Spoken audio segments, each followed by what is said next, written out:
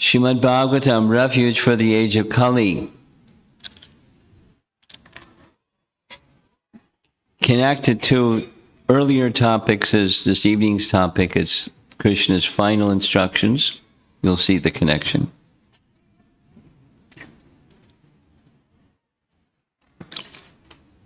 We'll start with our verse responsively, please.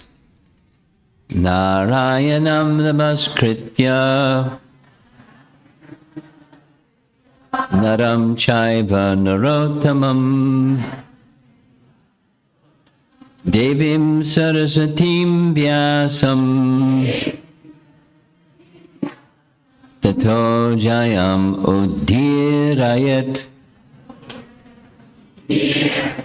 Before reciting this Srimad Bhagavatam, which is the very means of conquest, one should offer respectful obeisances unto the personality of Godhead Narayana, unto Narayana Rishi, the supremost human being, unto Mother Saraswati, the goddess of learning, and unto Srila Vyasadeva, the author.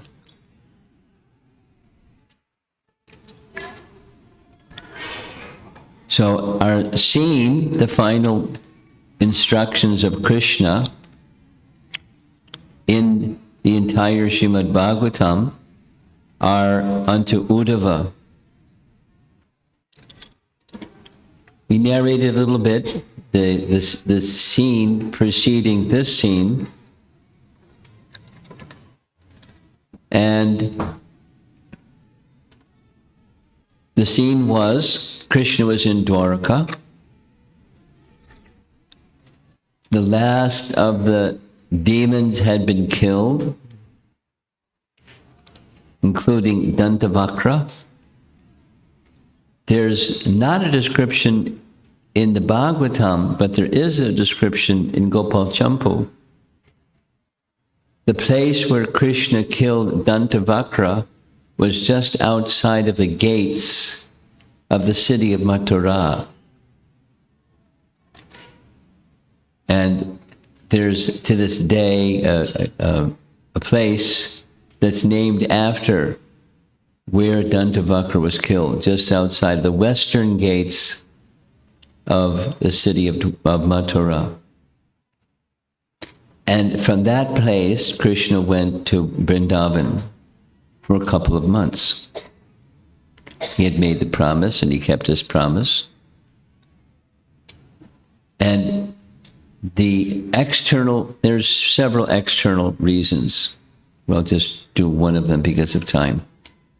One of the external reasons was that Krishna knew if he went back to Vrindavan, then the remaining demons would know of his affection for the Brijbasis, and they would come and harass the Brijbasis. So he didn't want that to happen. And so he killed all the demons before he returned to Vrindavan, and he spent 2 months with the gopis in Vrindavan. Gopal Champu describes.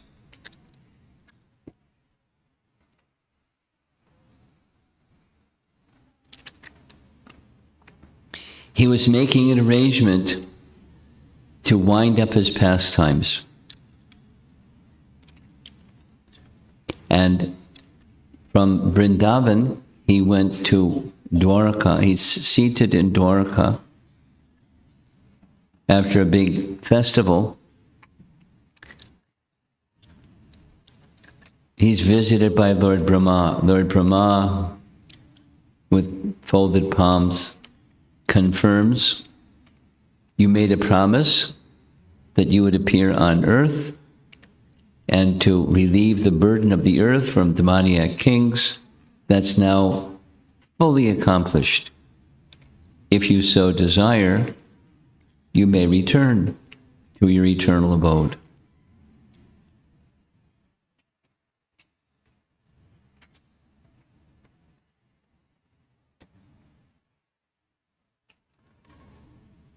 This was after the Moshe Lalila. that Moshe Lila was, Krishna was considering, no, it was before the Moshe Lila. Krishna was considering that the demons are killed, but there's some unfinished business, and that is, after I depart, shortly after I depart, of course the Bhagavatam is going to appear, but shortly after I depart, Kali Yuga will begin. And when Kali Yuga begins, everything goes down. Manda sumanda matayo manda bhagya upadruta. And these Yadu dynasty members, they're invincible. And when they start going down, they're invincible. And no one can stop them. Degradation happens even in high places. So they have to be relieved. The burden of the earth, of the entire Yadu dynasty has to be relieved. And there's only one way that could happen. They'll have to annihilate themselves. And so he made his plan for them to annihilate themselves. And that's what happened, without the details of how that happened. But it's all Krishna's plan. And the sages cursed the Yadu dynasty because of the behavior of Samba, the grandson, great-grandson of Krishna, son of Aniruddha, who's the son of Pradyumna, who's the son of Krishna, so the great-grandson, Samba.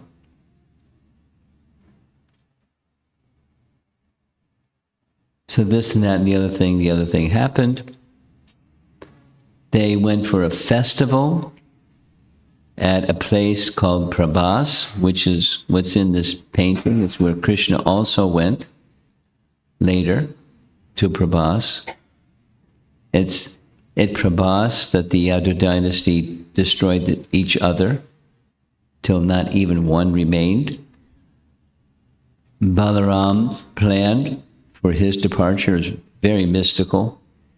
Balaram departed and Krishna's remaining, soon to depart. Now, long before, we'll hear some more this evening, because of the intimacy of Uddhava with Krishna, when it was time for his departure, he knew before he was going to depart that he was going to depart. So we'll see some paintings and hear some of that narration of the Uddhava Gita. But the Uddhava Gita is not this. After Uddhava Gita, Krishna instructed Uddhava, I have some service for you.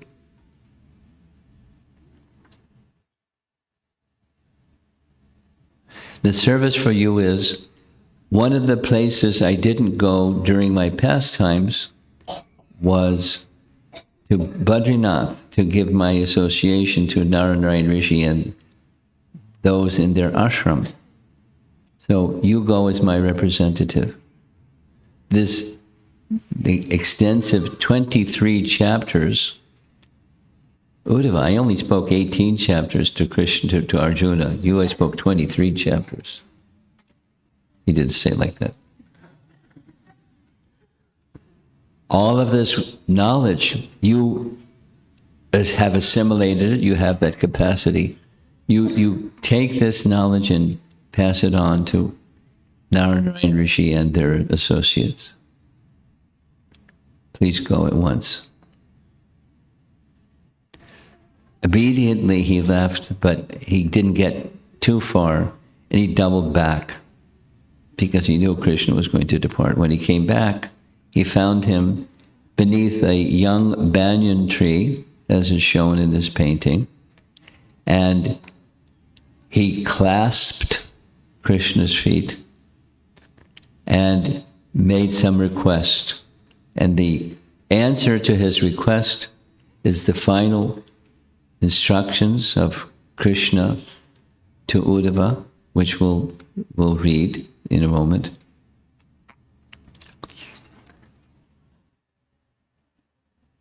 And after giving that instruction, He again sent Uddhava. I told you, now I'm telling you again, go to Badrinath and give your association. And so he left, crying and crying and crying, because he's not going to see Krishna again. And rather than Krishna's leaving, he's leaving. It's painful. It's one of those transcendental ecstasy scenes where it looks really painful. And in all of these paintings, there's a few more, there's a fellow with a beard. It just so happened that Maitreya happened to be in the right place at the right time. He heard the entire final instructions of Krishna to Uddhava. And Krishna said to Uddhava, when you go, very soon there's a second service. What's that? The second service is you'll meet Vidura. And you can share with Vidura what you've understood just now in my instructions to you. So we're going to hear from Vidura and Uddhava having their conversation in just a moment. So this scene is in the 11th canto, chapter 30, 29 and 30 of Srimad Bhagavatam, towards the end of Krishna's pastimes, 11th canto. And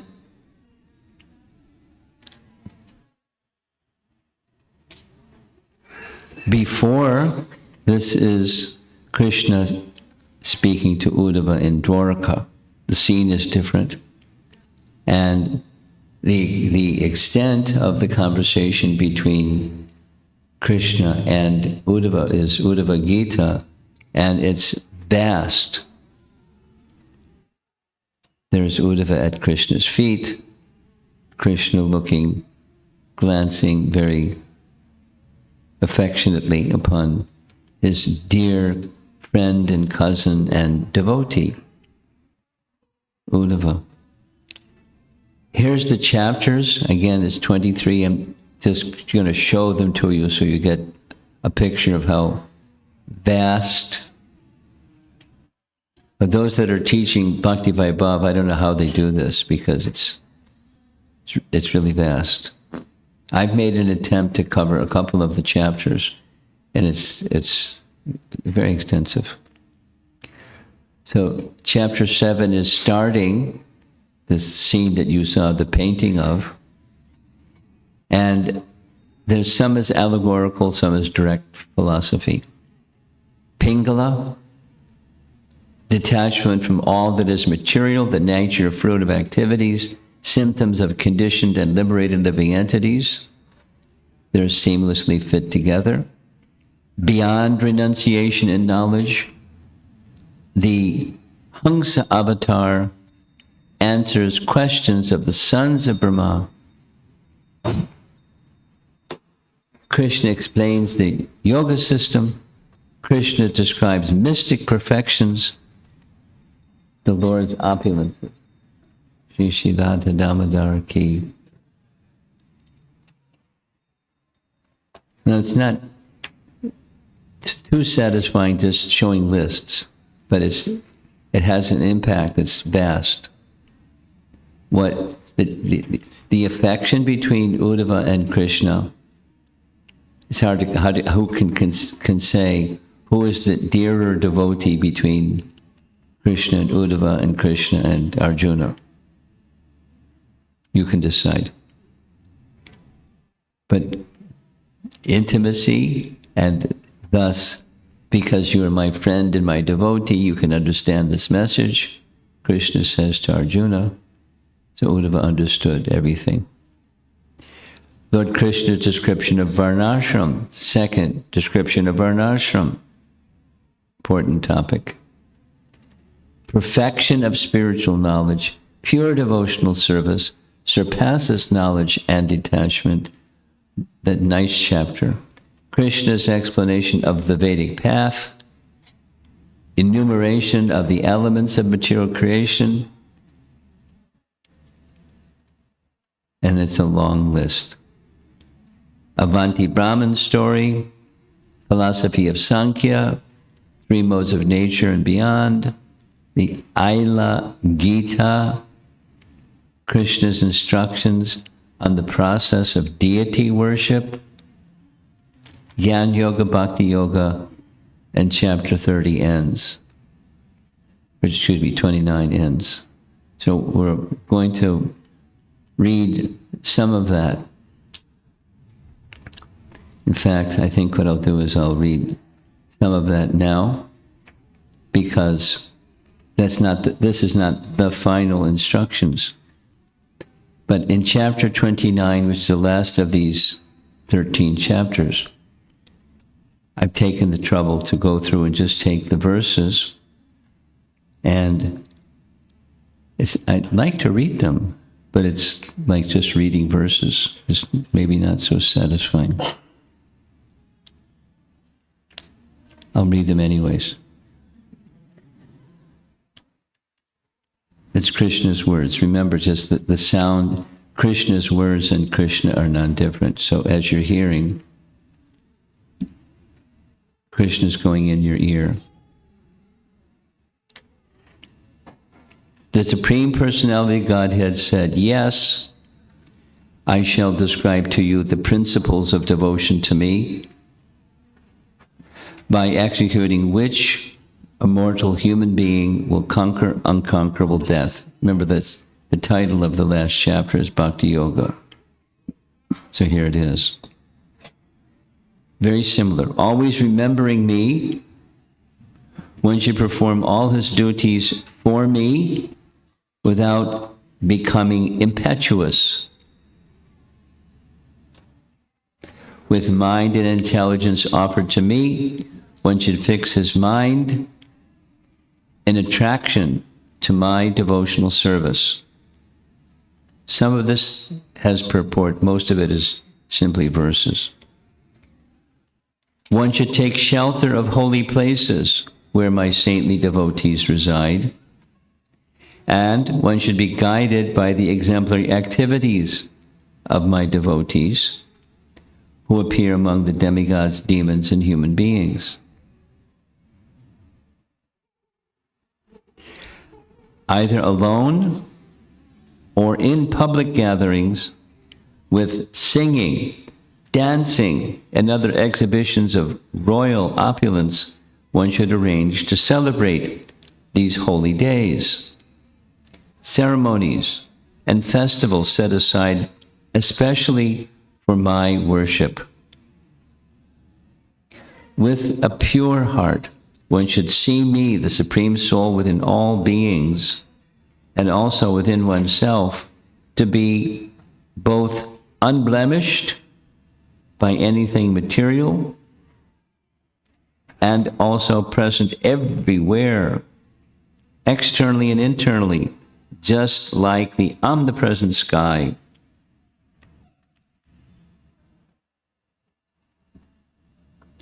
Oh, brilliant Uddhava, one who thus views all living entities with the idea that I am present within each of them, and who, by taking shelter of this divine knowledge, offers due respect to everyone, is considered actually wise.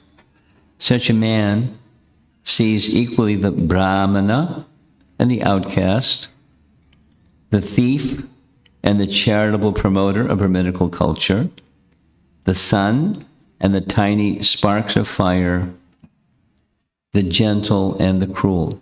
It parallels Bhagavad Gita. For him who constantly meditates upon my presence within all persons, the bad tendencies of rivalry, envy, and abusiveness, along with false ego, are very quickly destroyed. There was a question in the discussion session in the morning about false ego. All you have to do is come to this stage of bhakti and it won't be a problem for you anymore. Bhakti powers, bhakti conquers. And somebody came up with the verse, I think it was text 33, 325, 33. Bhakti dissolves the subtle body, has the power to dissolve. Diminish its influence, that's what we heard in the morning. Dissolve, that's what we're hearing just now. Dissolve. No more false ego. Yay. That's a festival. For him who constantly meditates upon my presence within all persons. Oh, we read it. Disregarding the ridicule of one's companions, one should give up the bodily conception and its accompanying embarrassment. One should offer obeisances before all, even the dogs, outcasts, cows and asses, falling flat upon the ground like a rod. And thus one has fully developed the ability to see me within all living beings. One must continue to worship me by this process with the activities of his speech, mind, and body. By such transcendental knowledge of the all-pervading personality of Godhead, one is able to see the absolute truth everywhere. Freed thus from all doubts, one gives up fruitive activities. Indeed, I consider this process,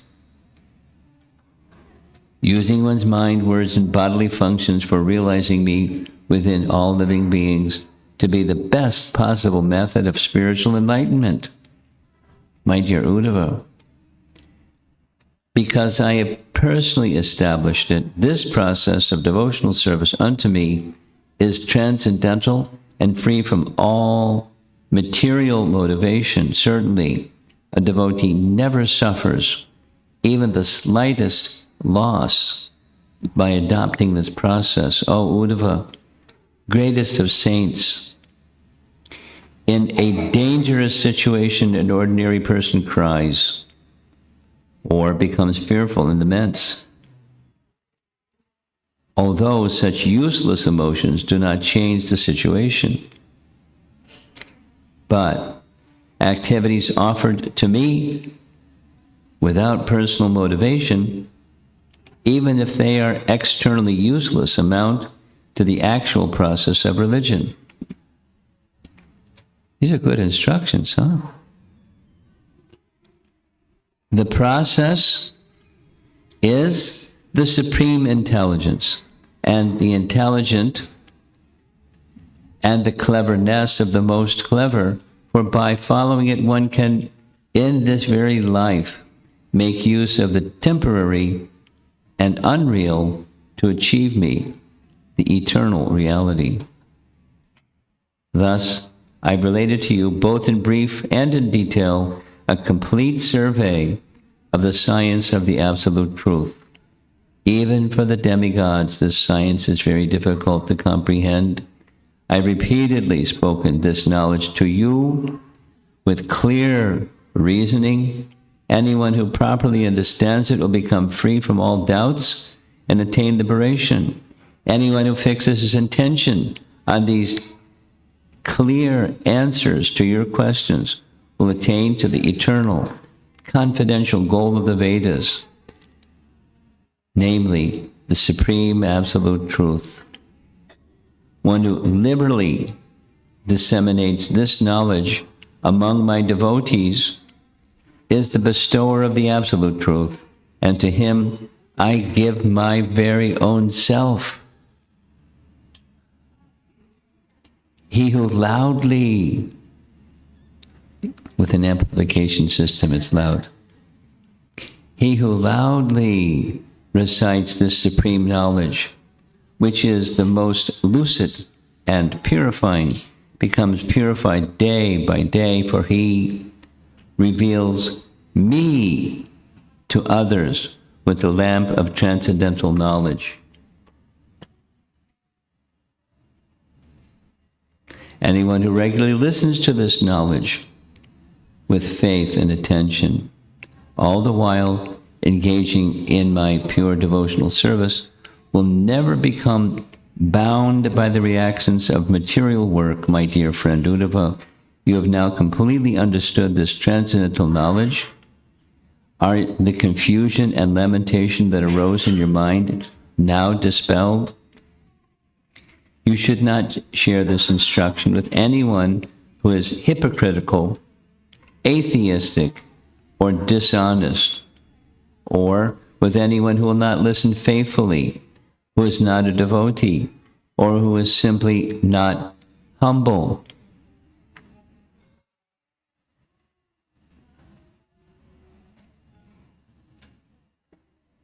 This knowledge should be taught to one who is free from these bad qualities, who is dedicated to the welfare of the brahmanas, and who is kindly disposed, saintly, and pure.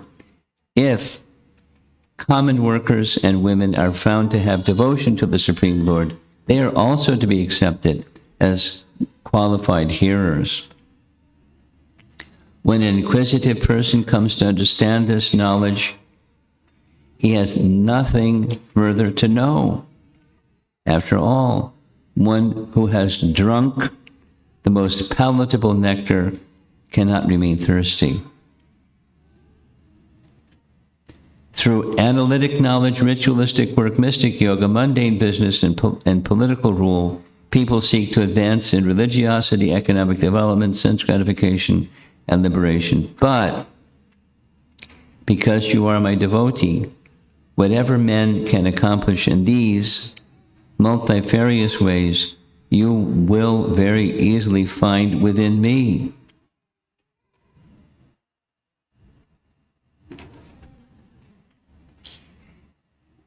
Almost 2 more verses, almost done.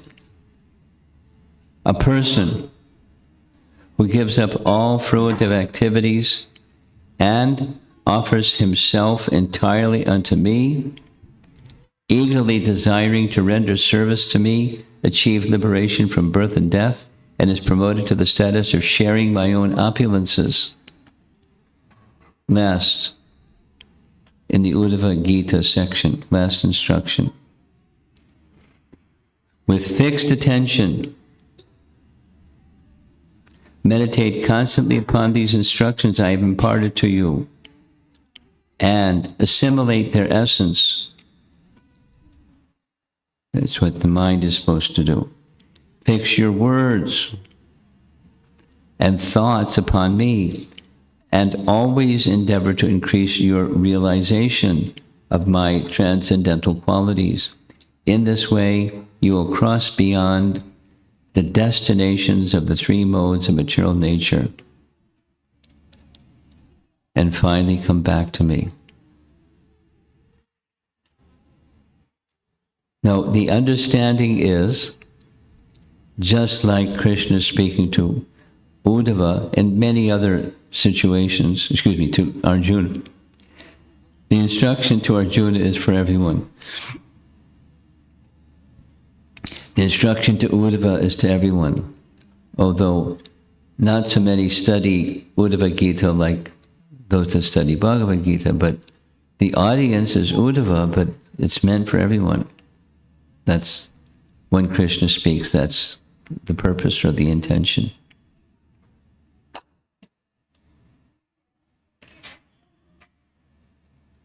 So Uddhava's hearing.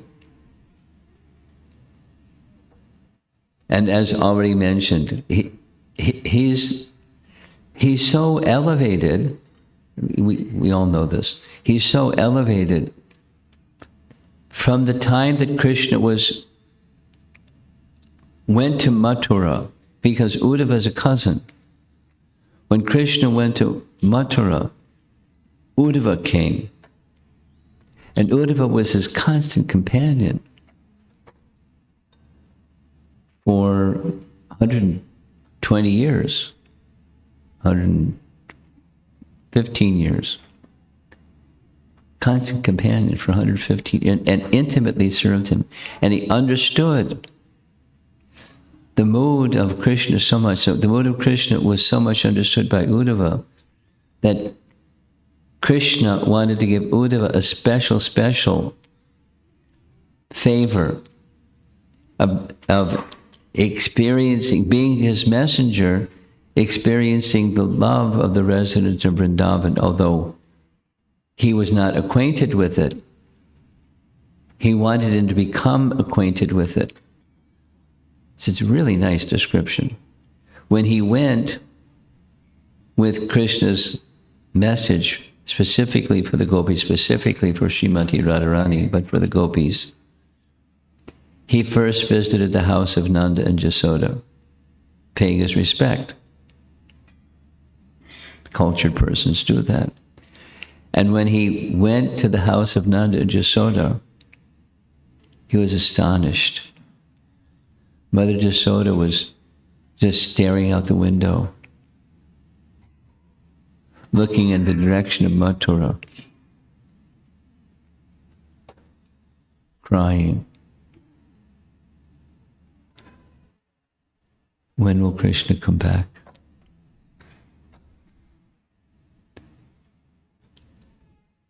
Nanda was like a madman. He knew his nephew, but he hardly recognized him. They were delirious in madness, in a different way than the gopis were. Unnamada.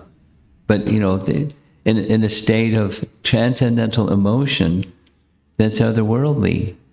And Uddhava was such an elevated personality that he understood, at least in principle, by symptoms, their hearts. Their love was unlike anything else he had experienced. And that's the parental affection, what to speak of the conjugal affection. Anyway, so then he went to meet the gopis, gopas and then gopis. And similarly, awestruck, wonderful to experience the intensity of love and separation of the resident of Vrindavan. Anyway, there's details and details, but he was recognized by Krishna from way back of being in a very special position and given mercy by Krishna because of that very special qualification. So they knew each other intimately well. And for years, another 100 years, constantly in Krishna's association. How much understanding and affection both had developed. And Krishna's going to leave voluntarily. Take me with you. Please don't leave me behind.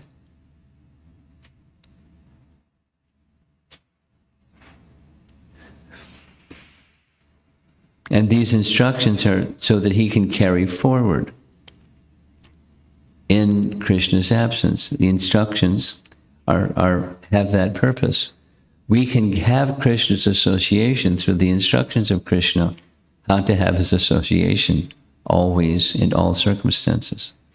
Now that's easier said than done. It's easy to say it. But the practice that he has just described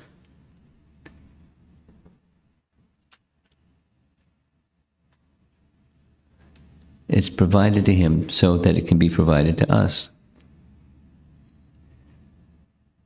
So he went as instructed, with carrying the bearer of some service. It wasn't the first time he was a message carrier, conveying a message. He was an intimate servant, like a minister, doing things like that. So going to Narayana Rishi's ashram another service. But while he's gone, Krishna is going to depart. And so he doubles back, finds Krishna. Here's another painting where there's Maitreya in the background, and here's chapter 4 of Canto 3. So chronologically, it happens after Canto 11, but it comes before Canto 11, much earlier. And the scene is Uddhava is asking Krishna, "My Lord, if you think us competent to receive it, kindly explain to us that transcendental knowledge which gives enlightenment about yourself, which enables one to cross over all afflictions, and which you explained before to Brahmaji. When I thus expressed my heartfelt desire under the Supreme Personality of Godhead, the lotus-eyed Lord instructed me about his transcendental situation." Now, it doesn't have 23 chapters. In fact, that's it. Because the very next verse, this is verse 18, here's verse 19. Uddhava says to Vidura, this is after Uddhava departed Prabhas, and after he departed Prabhas, Krishna departed the world at Prabhas. He says to Vidura, "When I thus expressed my heartfelt desires under the Supreme Personality of Godhead, the lotus-eyed Lord instructed me about his transcendental situation." Now remember, the request was, by hearing this knowledge, one can become freed from lamentation and illusion, or, the whole range of material existence, by hearing this transcendental knowledge. So it's the knowledge of bhakti, once again, knowledge of his situation, the Lord's situation. It's who can reveal this besides the Lord himself? Perfect knowledge from the perfect person, or one who has heard in disciplic succession and is living their life accordingly. That's the right source to hear from. So hearing Bhagavat Katha, which is an earlier verse that we heard, has to be from the right source. There's professional, and those are persons not to hear from.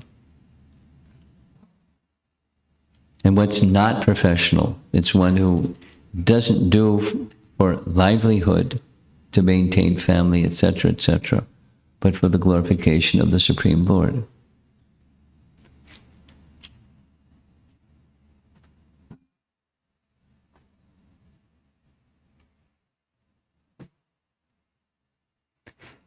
In disciplic succession, simply for the purpose of satisfying the Supreme Lord and the prior members of disciplic succession.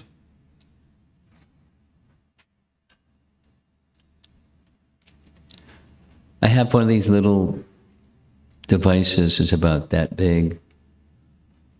It's red. It just has an on-off button. It has so many other buttons I don't pay attention to. And it has all these, the available recordings of Srila Prabhupada. So just this morning, Prabhupada's in Vrindavan, 1976, and his voice is very weak, and he's describing what one of the parts of was, "People glorify me. Swamiji, you've done something wonderful." And he said, "I don't know any magic. I don't have any special ability. But one thing I can say, I never adulterated. And if there's persons that like that, they benefit, that's Krishna's mercy. If some persons don't like it, or some persons are envious, or whatever, then that's their free will choice. My success is I simply repeat it, faithful, and let the chips fall where they may. Let the fruit of activity people decide what they want to do with that, or not. So, of course, under the order of his guru, said the only additional thing I did is write books. That's what he said.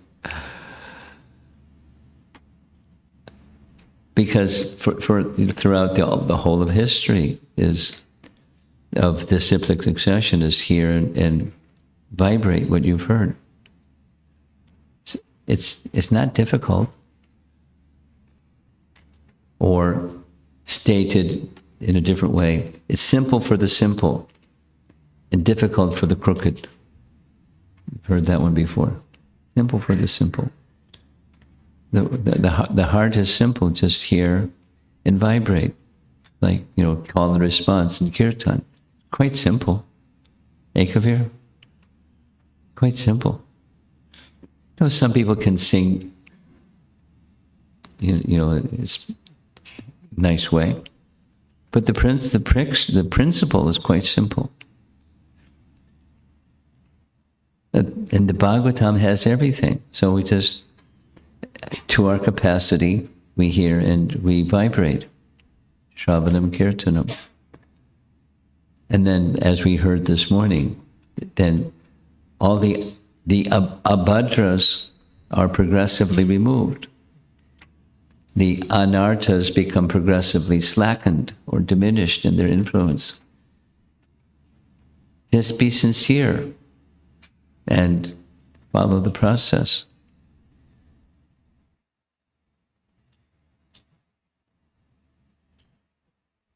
So I wanted to mention one more thing. That's the circumstance of the question in Canto 3, Chapter 4, the last instruction, was based upon a question, that which you told to Lord Brahma.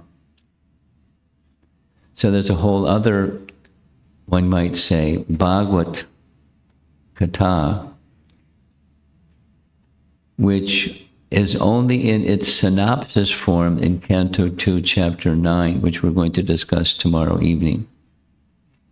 There's a thread of all of these topics.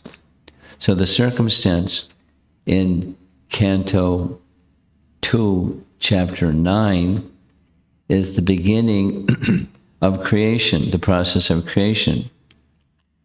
And that's where Brahma appears from the navel, lotus flower sprouted from the navel of Garbhodaksha Vishnu, and boop, on top of the lotus flower, Brahma appears. And it's darkness in all directions. I saved some images, but they're not, somehow they didn't get saved properly. So, images of Brahma seated on a lotus flower with darkness in all direction. But Brahma is, from the time of his birth, he's highly intelligent because he's highly evolved. And being highly intelligent, he wants to know, who am I? And one of the features of knowing who you are is where you've come from. So scientists want to know where they've come from. At least some want to know. And they say we came from matter. But Brahma didn't reach that conclusion because it wasn't even matter yet. There's just darkness in all directions. But he heard a sound. The sound was the splashing of some waves. Because Garbhodaksha Vishnu was lying on the Garbhodak ocean and there was wind. So there were some elements. Wind and water. So he reasoned. He was using his reasoning faculty. We were supposed to use it, just not conclusive. So he reasoned, if I climb down this stem of this lotus, I'll find where he came from.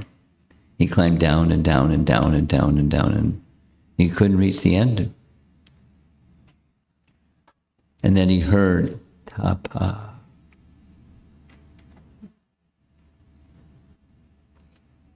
Just a sound. And he knew what it meant. So he climbed back up and sat on the lotus flower for 1,000 celestial years. And there's, Prabhupada gives the math of how many years of a celestial year. 1 celestial year, and there's 1,000 of those.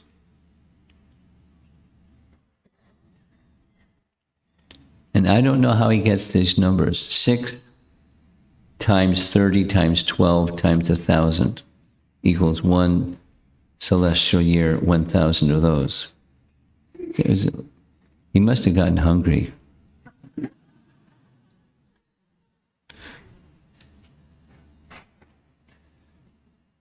"1,000 celestial years doing penance." Now his penance included, we know from Brahma Samhita what it included.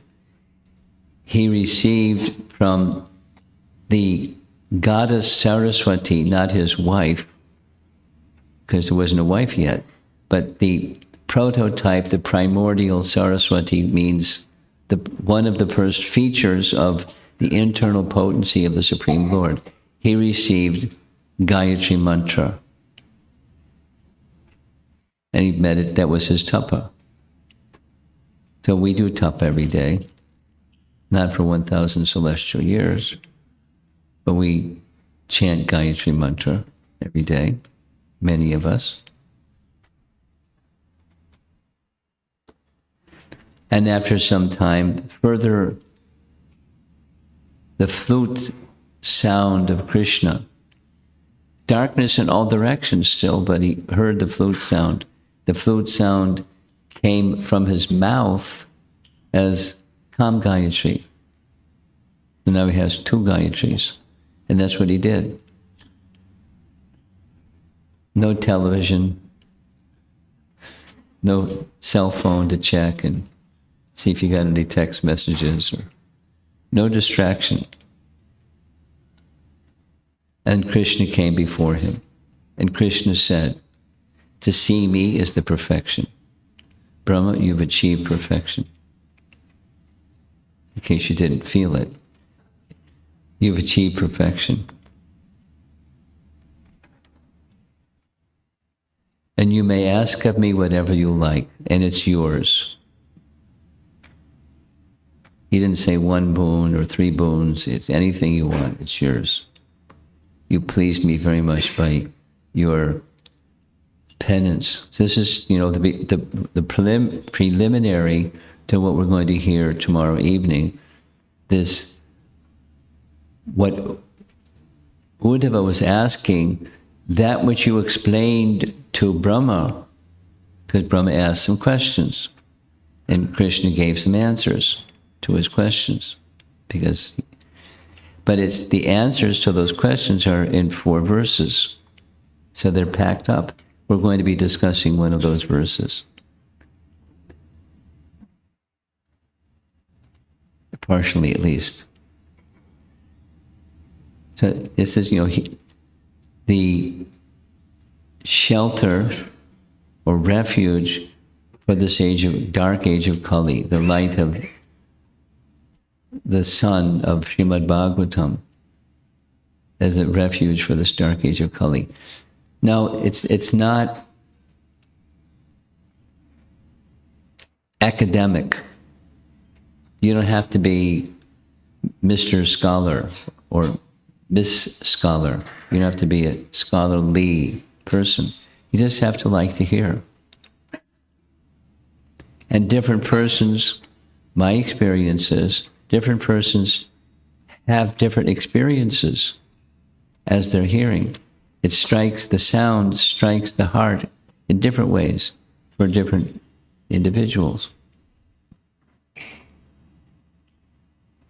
Certainly for our acharyas, it strikes, they have different realizations and they express those realizations in different ways, in different language than another acharya. Then you have to be an acharya to have it give some experience or some appreciation.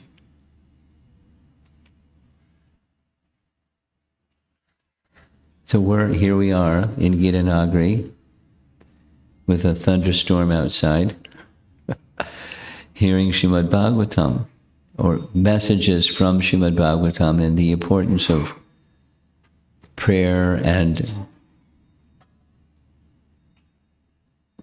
all the other topics. Having dialogue with Krishna through the medium of prayer. And devotees giving their different realizations of the experience of having a relationship with Krishna, who appears before us as Srimad Bhagavatam, similar to a relationship with the name, a relationship with the book Bhagavat, and then to render service according to how that relationship strikes your heart, the messages that you hear, and you go forward. That's that. It's literally unlimited. The Bhagavatam is unlimited in how we can approach and stir the topics of the Bhagavatam in the association of devotees is practically unlimited. But I'll just share, a lot of thought went into the structure of providing this experience, the Gitanagari experience of the topics of Srimad Bhagavatam. And by the way, I've already selected next year's topic.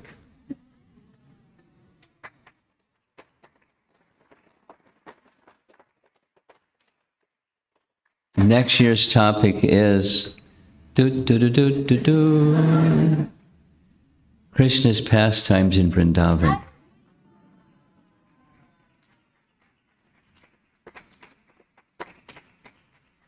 And I've already lined up one of the guest speakers, PhD, Dr. Garuda Prabhu.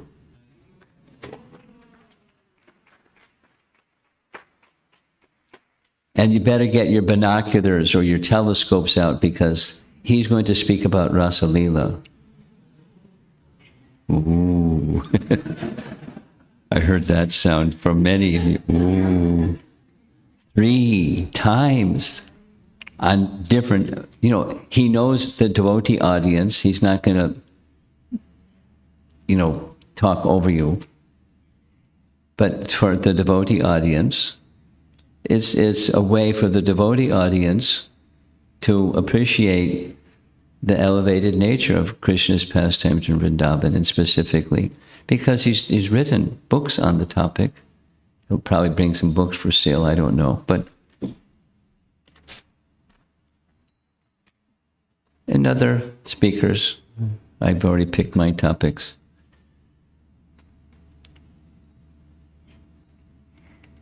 Krishna's Leela in Vrindavan, Krishna's Vraja Leela. There's so much. That which we have forgotten, our relationship with Krishna, which we have forgotten, is revealed by the process of bhakti itself. We heard it. The stage of bhava is the stage where the anarthas are practically gone, and one continues and continues, and then they're gone. And when they're gone, something awakens, and that the bhava stage awakens, and through that bhava stage we can start to understand and experience directly our relationship with Krishna. Just don't be lazy, don't be complacent, try not to be distracted. There's duties, do your duties, in Krishna consciousness, whatever those duties are, you know what your duties are. And these nice instructions of Krishna to Uddhava in Uddhava Gita are really nice. It encompasses everyone. It's not just your relationship with Krishna. It's your relationship with Krishna. It includes you're seeing Krishna within everyone and everything and acting accordingly. It's not detachment, not the material kind of detachment, the spiritual kind of detachment. Where the attachment goes to Krishna, there's spiritual detachment.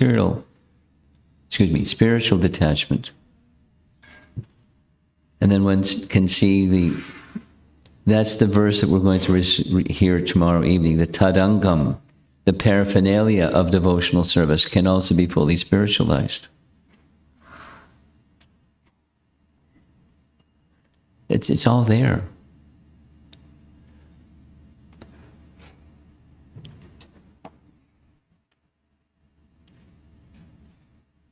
I was wondering, since I'm over here and the screen is over there, should the screen be over here? Or should I sit over there? Or it's okay, you look back and forth? This is fine. Okay. Can our technology team figure out how to sort this one out? It's not too much time left, but other speakers also. Okay, so let's see if there's some discussion. Srimad Bhagavatam, refuge of this age of Kali.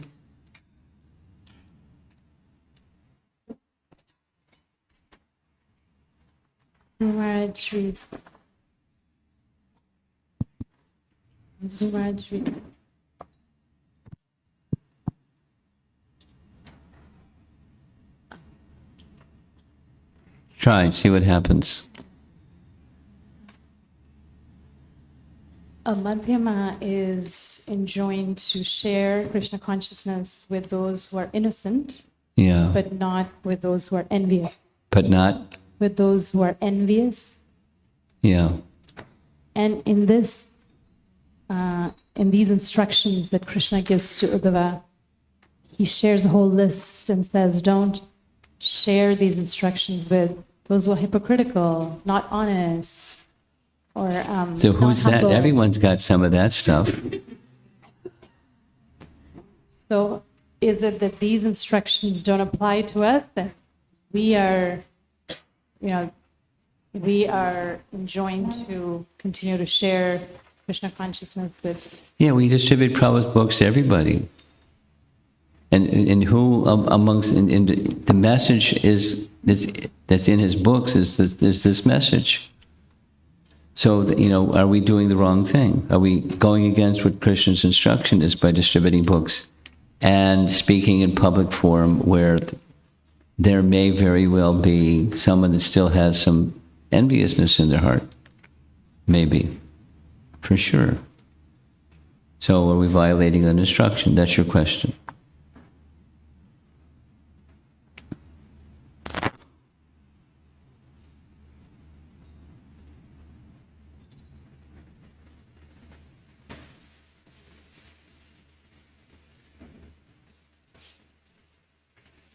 There are different ways of answering. One of the ways of answering is that's a risk that the followers of Lord Chaitanya take because of, if there's some consequence for my doing like this, I accept the consequence.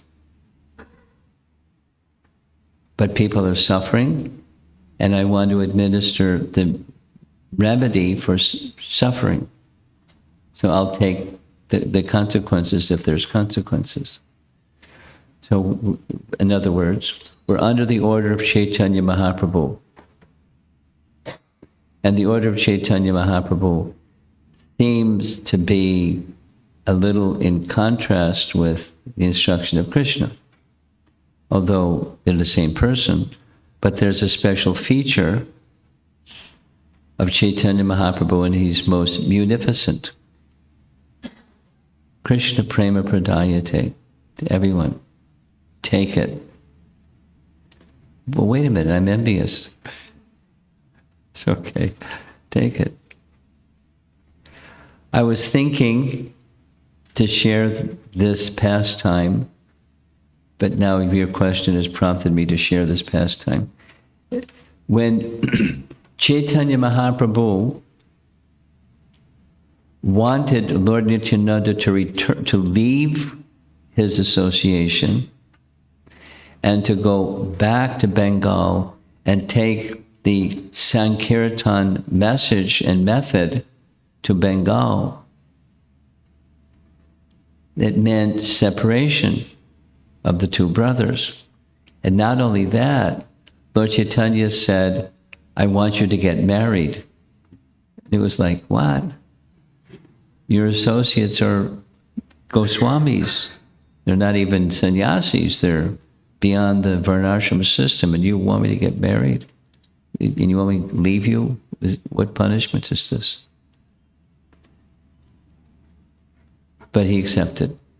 So when he accepted, Lord Chaitanya gave some of his associates to go with him, and they were transcendental madmen like Lord Nityananda. One of those transcendental madmen was Gadadhar Das, not Gadadhar Pandit. In Gadadhar Das, they would chant, moving along the path to Bengal, and they were in such wild state, everyone would become transcendentally enlivened. And in madness, they just became swept up in the emotion of the Sankirtan of Lord Nityananda and his associates. They went to one place where there was a zamindar who was known to be really cruel. And he was a Muslim zamindar, and he hated Hindus. So they went to that place, village or region. Gadadhar Das went right to his palace in the dead of night, knowing that he's vicious, he's cruel, he could do anything, and he was not at all intimidated. No, we don't imitate. But Gadadhar Das was in this state of transcendental madness. He went inside the palace. He got past the sleeping guard, went inside the palace, and was standing on the ground floor. The zamindar was sleeping in the upper stairway floor, and started singing and dancing and calling out the holy name. And the zamindar woke up, and he came to the edge of the balcony and looked over and said, "What are you doing?" And because he knew he had this reputation of being cruel. What are you doing? You're risking your life? And Gadadhar Das said, "I've come just for one purpose. I've come to engage you in chanting the Hare Krishna Mahamantra." And he said it very loudly, and the zamindar shook his head and said, "Tomorrow I'll chant Hare Krishna. Please go away." And Gadadhar Das jumped in the air and said, "He said Hare Krishna, he said the holy name," and danced out the front door and out the gate. In ecstasy, the zamindar said Hare Krishna. So he is in violation, right? But he's in another platform. Namo Mahavadanyaya Krishna Prema Pradayate. To all kinds of unqualified people, or in contrast to Krishna's instructions, because of his merciful nature. And if there's consequences, I'll take the consequences.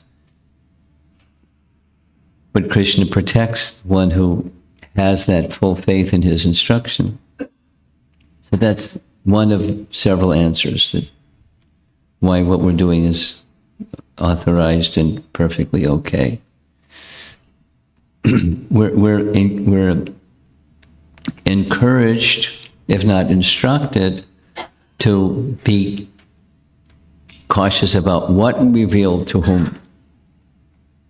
Intimate passages may not be revealed, but principles, look what Rupa Goswami wrote in Bhakti Rasamrita Sindhu, which was for everybody, and so many intimate descriptions are in Bhakti Rasamrita Sindhu, or the whole Rasa dance section in Krishna book, which was distributed liberally.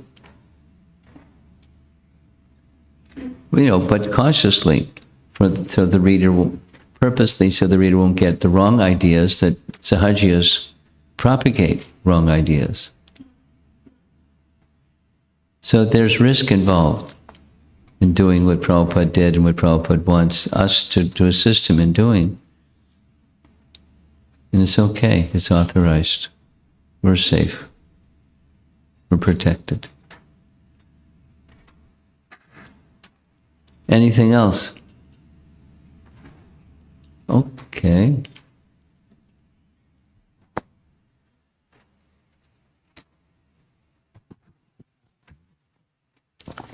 Hare Krishna, Guru Maharaj. So much appreciation is coming. How much effort you actually put into these, that you have actually decided the topic for next year. And it's just, I was just so moved. If not for this, we would be in some other la la land this long weekend. Thank you so much. Guru Maharaj, about this power of instructions and how we can stay in, as if we are in personal presence of the spiritual authorities. We are seeing Uddhava's case here. I'm actually finding it, I don't know if the word impersonal is correct, but hearing from you in person versus... There's some what?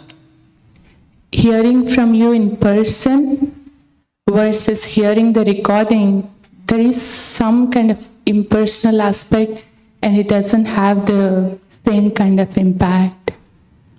Well, that's you.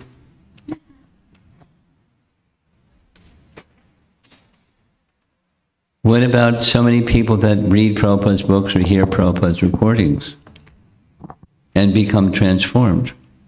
No. Was there something special hearing, in being in Prabhupada's presence and hearing? For sure.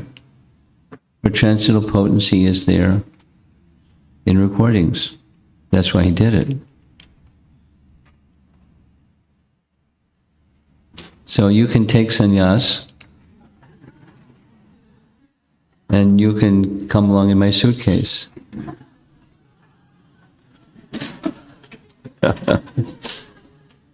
But you have to get permission from your kids. And your husband too. So I don't think that's likely to happen. So you just accept what Krishna's allotted for you and be happy. Don't complain to Krishna. Your service is what it is because of your psychophysical nature and all the whole big package. So you just accept it. Something else? Yes.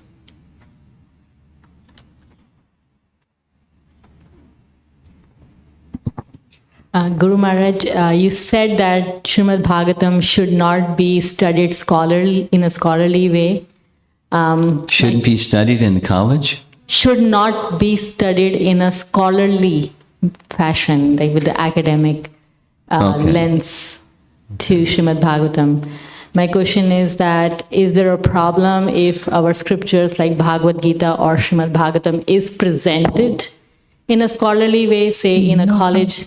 No problem. So how it's transcendental. Supposing somebody's inclination is X, approach X, or Y, or Z. It's purifying. And because the message is devotional message, Some will get the devotional message and some will get the academic message. But still, the academic message is devotional coded. At least that's subjectively going to be their experience. Now, there's other scholarly people, their business is criticizing. Scholars have a tendency. So there's no entrance into understanding what to speak of bhakti for such a person. But is it okay? It's okay.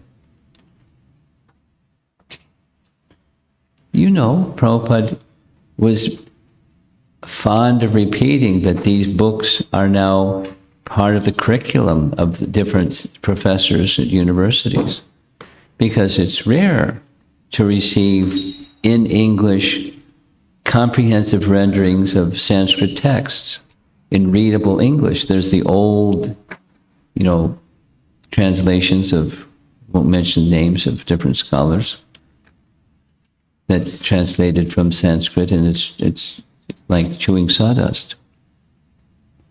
They're English. So scholars were taking and using in textbook, Nectar Devotion, to teach the teachings of Rupa Goswami is a popular book. In certain circles, in certain universities, the teachings of Rupa Goswami are revered. And where to get a translation of that that's intelligible and comprehensive, reasonably comprehensive. So Nectar Devotion is a popular textbook.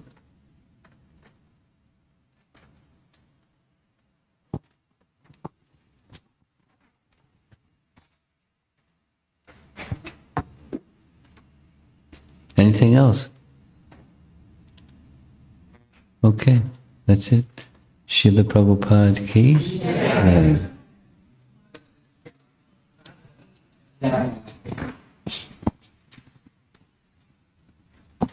Do you usually have something nice to say? It's all pervading. Sorry, I just have a quick thought on the verses we talked about today. I think in the first section that we covered today is primarily about trying to practice seeing the absolute truth in the all-pervading aspects. And I think these two verses is interesting. One is the 18, which is, by such transcendental knowledge of the all-pervading personality of Godhead, one is able to see the absolute truth everywhere. From the free, thus from all doubts, one gives up fruitive activities. And further, in the last verse, verse 34, it has a continuation from this verse, and he actually talks about what does one person will do after he gives up all fruitive activities. And he says, a person who gives up all fruitive activities and offers himself entirely unto me, eagerly desiring to render service unto me, achieves liberation from birth and death, and is promoted to the status of sharing my own opulences. So after the giving up of the fruitive activities, there is another engagement. And what I found these two verses interesting is it's related to one verse that Krishna instructed to Arjuna. Is that in chapter 3 of Bhagavad Gita, there is a very similar verse. Is that when Krishna said, the all-pervading transcendence is eternally situated in the acts of sacrifice. And we can see that for something that is all-pervading, it could be very mysterious to approach in a personal sense. But the acts of sacrifice is the link that connects a very small entity to the all-pervading, very abstract supreme Brahman. And there are also different levels of sacrifices. Yes. And different types of sacrifices. Yes. There are sacrifices performed by householders. They do sacrifice for their children. They do sacrifice in their occupation. And there are also different sacrifices performed by the renounced order of life. It's another types of activity. But the highest form is what is said in the last verse of today, is the highest form of sacrifice is just surrendering entirely, offer himself entirely to Krishna. Yeah, a thought as you're reading is the all-pervasive, the metaphor that's used in the verse is like the sky, because amongst the material elements, the sky, the 5 material elements, the sky is the most subtle, and within the sky is the other 4. Or like, within this chair, there's sky. Verification, symptom. The sound is an ether. So there's ether in the chair. So, anyway, because the subtle nature of the sky, a comparison is being made to the subtle nature of Krishna being present within all things. And then that subtle nature of Krishna within all things can be the Brahman feature, can be the Paramatma feature. And in the case of Brahma, he engaged in the act of sacrifice or tapasya, and Krishna appeared. Now, from where did Krishna appear? Well, he appeared from everywhere or anywhere. It's, we can think, oh, he appeared in the spiritual sky, in Krishna Loka. He descended from Krishna Loka and appeared before Brahma. But he's not restricted like that. He can appear from anywhere because he's all pervasive. He can manifest his Bhagavan feature from within the heart, or within anything, everything. But his presence is through a partial representation.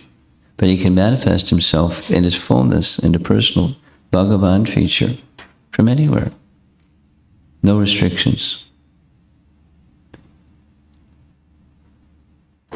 It's mind-boggling. It's definitely mysterious. We'll hear some more about the mystery tomorrow evening. Okay, now we can end. Where's our announcer? Raghunandan, you're going to tell us